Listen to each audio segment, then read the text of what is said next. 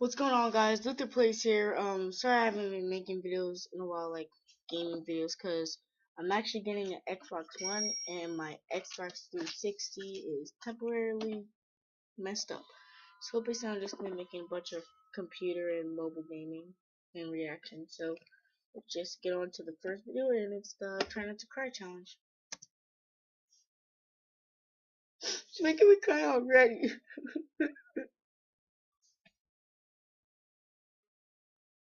When I was a kid, I used to think that pork chops and karate chops were the same thing. I thought they were both pork chops. And because my grandmother thought it was cute, and because they were my favorite, she let me keep doing it. Not really a big deal.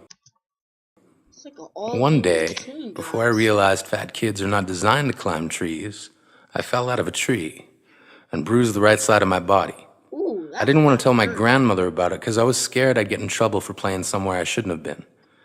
A few days later, the gym teacher noticed the bruise and I got sent to the principal's office. From there, I was sent to another small room with a really nice lady who asked me all kinds of questions about my life at home. I saw no reason to lie. As far as I was concerned, life was pretty good. I told her whenever I'm sad, my grandmother gives me karate chops. This led to a full-scale investigation, and I was removed from the house for 3 days until they finally decided to ask how I got the bruises. News of this silly little story quickly spread through the school, and I earned my first nickname, Pork Chop. To this day, I hate pork chops. I'm not the only kid who grew up this way. Surrounded by people who used to say that rhyme about sticks and stones. As if broken bones hurt more than the names we got called, and we got called them all.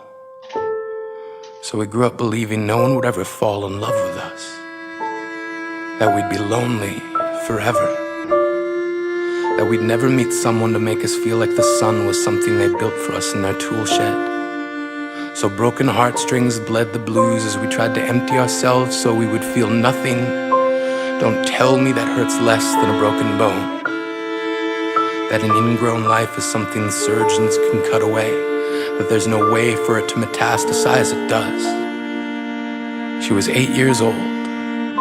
Our first day of grade 3 when she got called ugly. We both got moved to the back of class so we would stop getting bombarded by spitballs. But the school halls were a battleground where we found ourselves outnumbered day after wretched day. We used to stay inside for recess because outside was worse.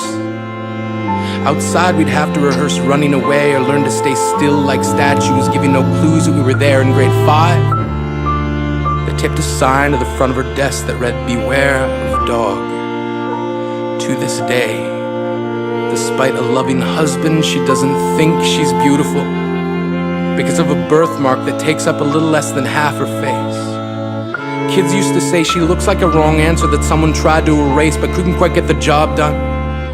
And they'll never understand that she's raising 2 kids whose definition of beauty begins with the word mom. Because they see her heart before they see her skin. Because she's only ever always been amazing. He was a broken branch grafted onto a different family tree.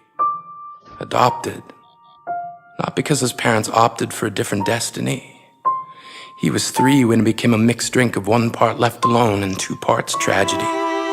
Started therapy in 8th grade, had a personality made up of tests and pills, lived like the uphills were mountains and the downhills were cliffs, 4/5 suicidal, a tidal wave of antidepressants, and an adolescence being called pauper.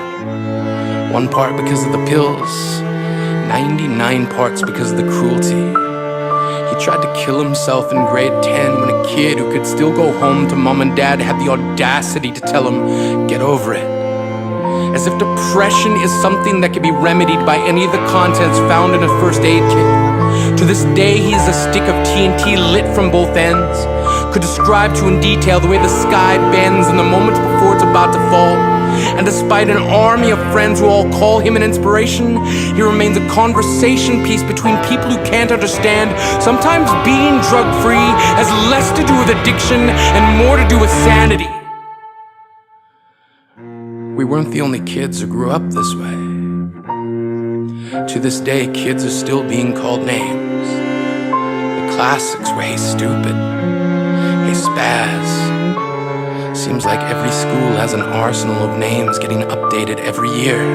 And if a kid breaks in a school and no one around chooses to hear, do they make a sound? Or they're just background noise from a soundtrack stuck on repeat when people say things like kids can be cruel? Every school was a big top circus tent, and the pecking order went from acrobats to lion tamers, from clowns to carnies. All of these miles ahead of who we were freaks. Lobster claw boys and bearded ladies, oddities juggling depression and loneliness, playing solitaire, spin the bottle, trying to kiss the wounded parts of ourselves and heal. But at night, while the others slept, we kept walking the tightrope. It was practice, and yes, some of us fell.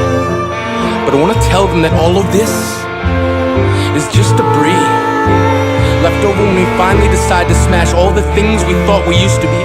And if you can't see anything beautiful about yourself, get a better mirror.